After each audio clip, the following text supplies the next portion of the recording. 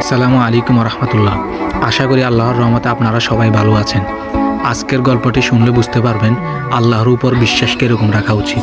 ফজরের আজান ধীরে ধীরে বেশি আসছিল। আরাফাত যাই নামাজে বসে দীর্ঘ সেজদায় চলে গেলেন।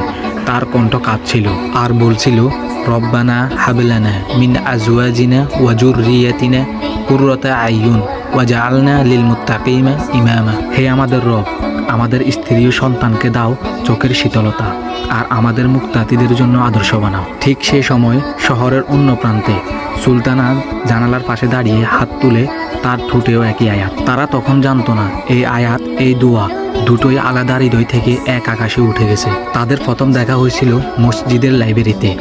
সুলতানা হাদিসের একটি বই খুঁজছিল। আরাফাত নীরবে তাকিয়ে বুঝে নেয়, তারপর বইটি এগিয়ে দেয়। এক মুহূর্তে চোখাচোখি দুইজন সঙ্গে সঙ্গে দৃষ্টি নামিয়ে নেয়। তবে কোনো কথা নয়, কোনো হাসি নয়। তবু সেই নীরবতার মাঝেই মনে হয় এই মানুষটাকে দেখলে মনটা গুনাহের দিকে নয়, বরং আল্লাহর দিকে ঝুঁকে যায়।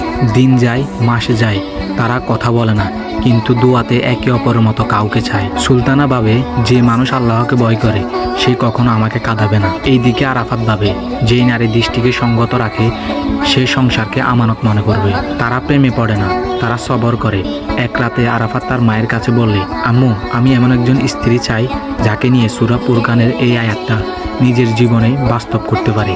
মা মুচকি হাসলেন। কিছুদিন পরে প্রস্তাব যায় সুলতানার পরিবারে। সুলতানা সেজদায় পড়ে কাঁদে, কারণ সে জানে আয়াতের দোয়া কখনো ফেরত যায় না। অতঃপর নিকায়ের দিন কাজী যখন কবুল বলান, সুলতানার চোখ ভিজে উঠে, আরাফাতের ঠোঁট কাঁপে।